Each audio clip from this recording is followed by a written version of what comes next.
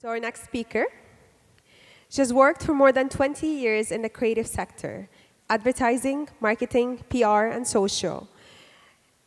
She worked in both agency and client side. Currently, she's leading the Wings Creative Leadership Lab. Speaking to us today about the use of celebrities in advertising, the founder of Wings, the lovely Gabriela Lungu. Thank you so much. Guys, so I'm super aware that I'm the last speaker before lunch. So, yeah, you know, it's always very complicated to compete with food, especially now that we are running a bit late. So I'll try not to speak too much. It's always better to leave your audience before the audience leaves you. So my talk today, it's about the stellar... Oh, that's good luck. Thank you so much. Yeah, so we have broken glass and everything. So my talk is about stellar use of celebrities.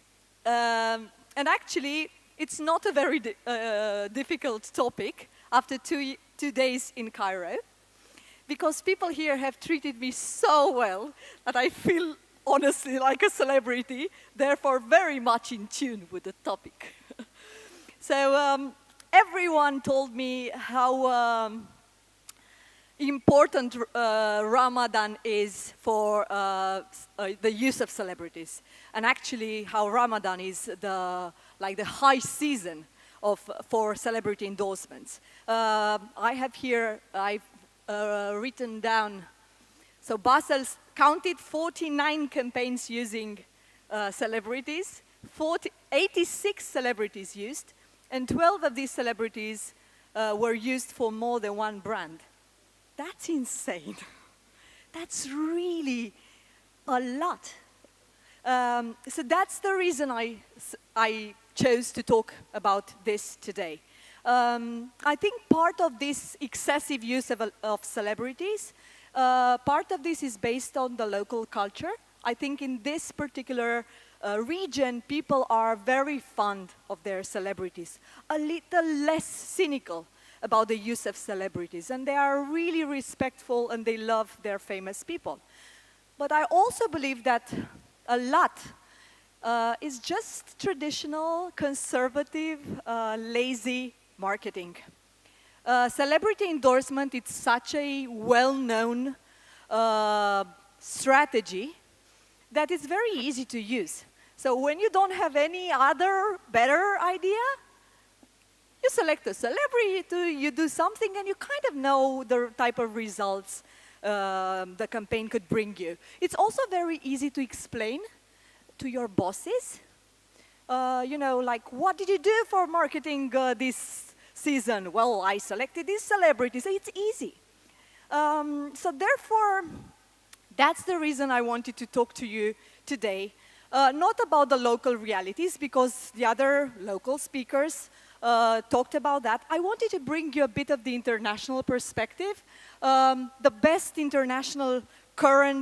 practice internationally, currently, and also at the end, really quickly, I'm going to give you my company's tool of evaluating celebrity endorsement. A super simple checklist that all of you here can use from tomorrow.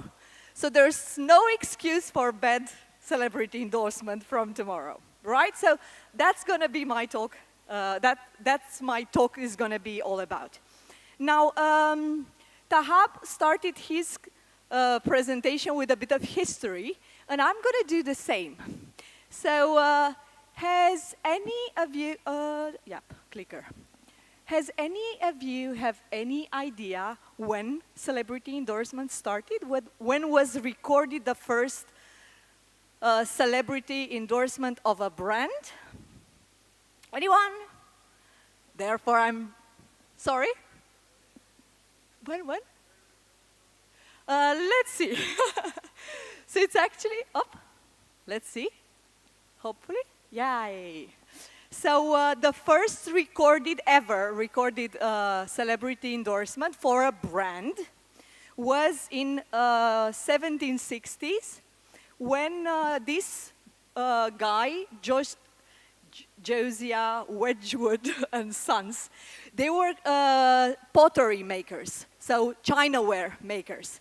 So they received the approval from Queen Charlotte of Great Britain. She was the wife of King George III. I'm trying to remember all this because I don't know it. I look like I know, but hey, I've researched it for you guys. So that's a very interesting story. So she was very impressed by this line of pottery. So she called these guys, she talked to these guys, and she said, I'm going to give you permission to call this line of new pottery the Queensware. So these guys started to using this seal of approval from the Queen, and also the Mr. Wedgwood was named the Royal House Potter. So that was a big thing. So that was the very first time in history when we had celebrity endorsement. Now, 100 years later, brands started introducing trade cards. So what is a trade card? It was basically the image of a celebrity. It could have been some royalty or, ballerinas, opera singer or so, the celebrities of the day, with a product picture. And these cards were introduced in packages and so on. Now, the very first testimonial, like proper testimonial, not just a photo of a celebrity and the product, but like a message from the celebrity, is actually, weirdly enough, linked to the country I'm from. So I'm originally from Romania. I left Romania many years ago, but I'm originally from Romania. And this is the very, very first testimonial in the world. So this is Queen Mary of Romania. We used to have queens and kings 100 years ago. So she went in a trip to the US in 1923, and she received as a gift from the Pond's company, the cream, Pond's, she received a set of gifts, lots of creams. So she used those creams back in Romania when she went home, and after 2 years of being very happy with the product, she wrote a letter to the Pond's company. So after 2 years, she wrote a letter to the company saying how happy she was with the product and asking for a new supply. And the company asked her if they could use the letter for advertising. So actually, the letter wasn't supposed to be an advertising message. That was just her message to the company thanking them for the good quality of the product. So very credible, as you may realize. So this letter became this series of ads. She was considered very beautiful, one of the most beautiful European queens. So as you can imagine, this was a very interesting and sexy message for the audience in the United States. So that's the very, very first testimonial. Now, I have something to test you guys. Oops. Look what I have here. So these are vintage Egyptian ads. So who can tell me who these people are? Because I know their names, but I don't know who they are. Can anyone tell me who is the first lady? Yes, who said that? Yes, good man. Samira Ahmed, famous actress and so on. What is she advertising? A soap, good. Now it makes sense.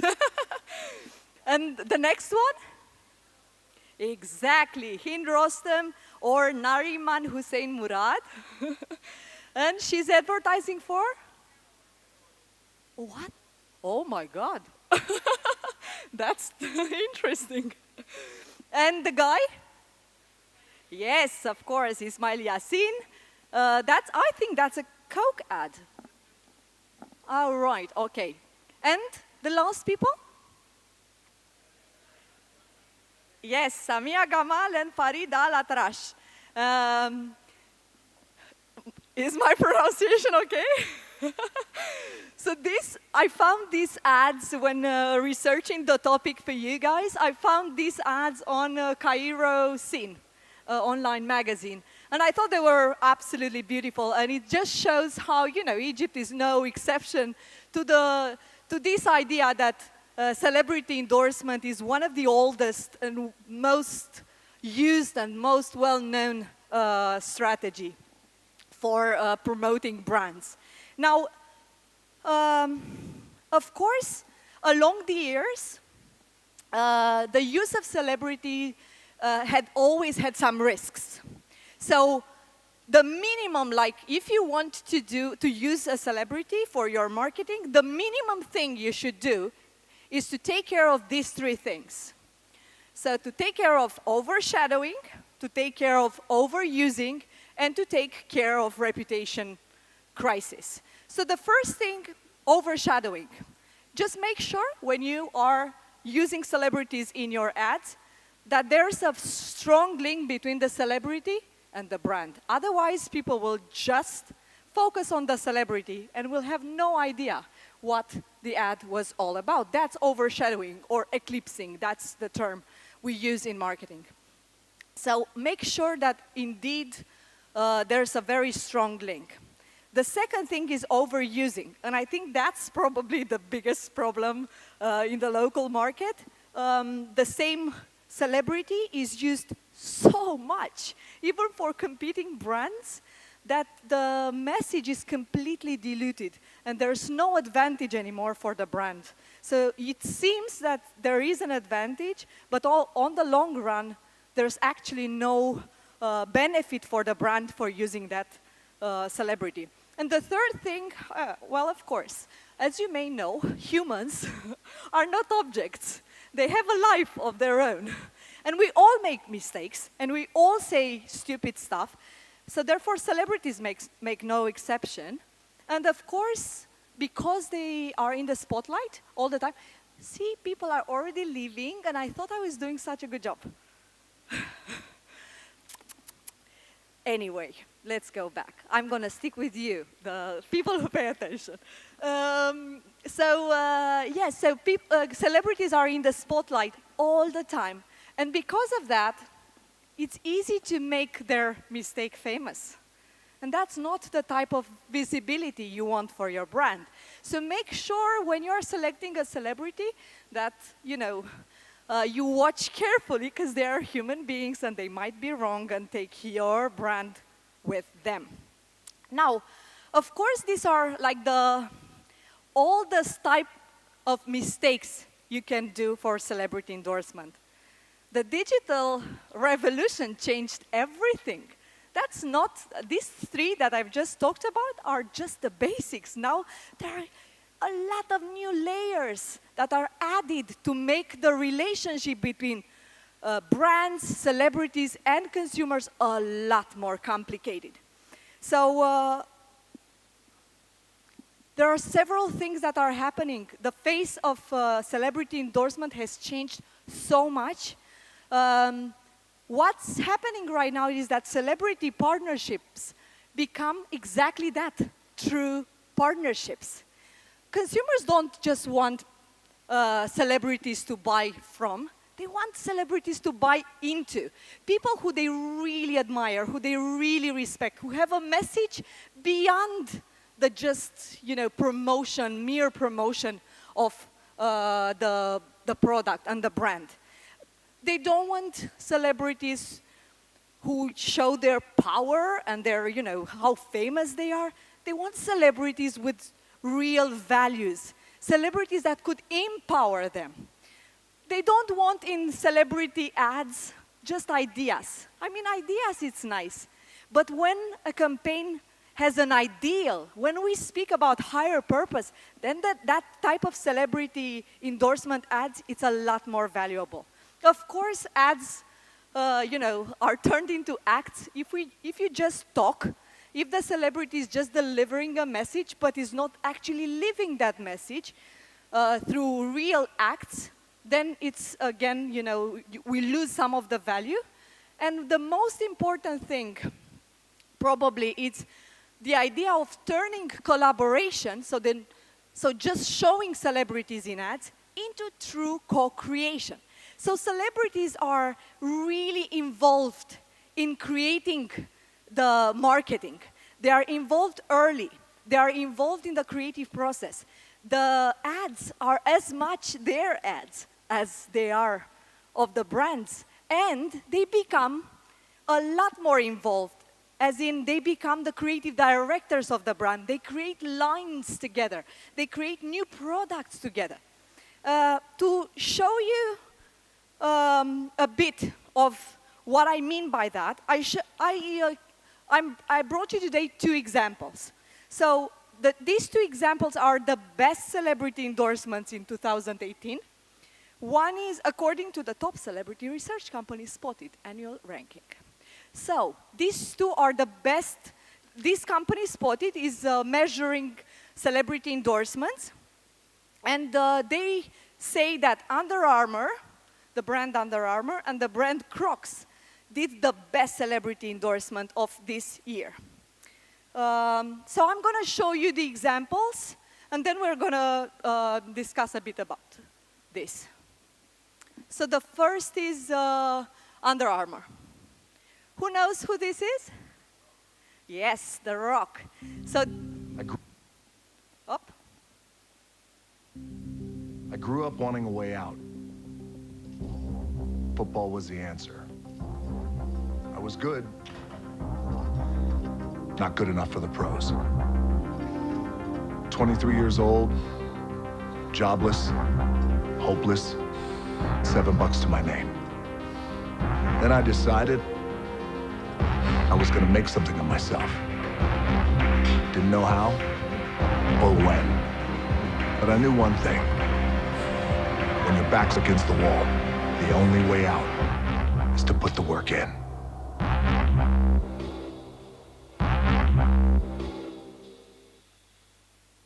I think it's so clear what a close connection is between the brand of The Rock and the brand Under Armour.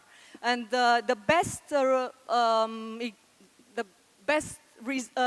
expression of this is how well this little thing sold. So they haven't just done ads together. They've created a whole new line of products together. This is a long-term partnership, a real partnership. And this shoe was designed by The Rock with, of course, the help of Under Armour people. So this shoe sold in less than 30 minutes when it was first launched. This is huge, as you can imagine, and it shows just how well the partnership was done. After The Rock did this campaign, he introduced a whole new gang of endorsers. So how do you make it? How do you overcome the odds? There's Natasha's way. Be shy, focus on yourself, until they focus on you. Or Juana's way. Why be one champ when I want to be 2? Be like Yusra. Let nothing Syrian refugee pulls boat to safety. destroy your dreams. Screw fate. Or maybe you beat doubt one step at a time, like Johnny. What about Zoe? Never satisfied. Not with trophies or stunts. Then there's Dennis. Work with what you got to get what you don't.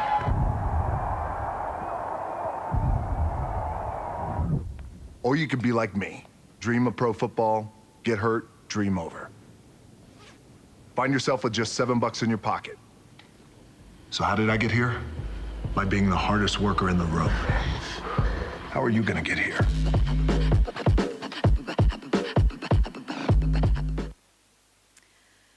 So there's nothing really wrong in theory about using more endorsers in one ad. But this is how you do it. And then you have this. So each of the people you have seen in the ad have their own line of products on Under Armour website. Each of them is not just a face in an ad.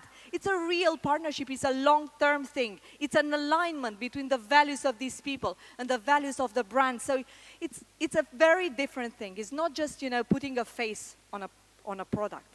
So let's all learn from that. Now, another example is Crocs. So Crocs has a partnership with Drew Barrymore.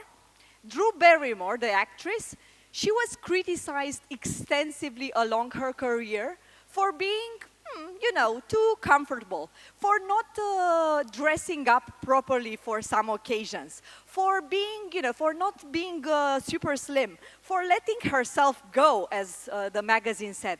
Actually, all these things that are considered, by some media, flaws, they were advantages and very important qualities for her partnership with Crocs. And let's see the ad right now. I think it's a very funny ad and very different from the previous. What if we were all comfortable in our own shoes? Just the way we are. See, perfect isn't easy. Some would say that it's a dream, but comfortable is always and forever. 'Cause when you're being you and you don't care what people think, you'll find happiness in good or bad weather. Ahem. Good or bad weather. You don't have to be a model and look a certain way. You don't have to have the perfect bod or nail the perfect take. Just come as you are and do the things that you will do. Just get comfortable in your own shoes. Come on, everyone! You can fly across the oceans or just hang out by the pool. You can play, you can splash, or simply keep it cool. Just come as you are and do the things that you will do. Just get comfortable in your own shoes. You don't have to grow a garden or bake the perfect cake. You don't have to be a super mom and always save the day. Just come as you are and do the things that you will do. Just get comfortable in your own shoes. Come on, get comfortable with yourself, with each other. Just come as you are and do the things that you will do. Just get comfortable in your own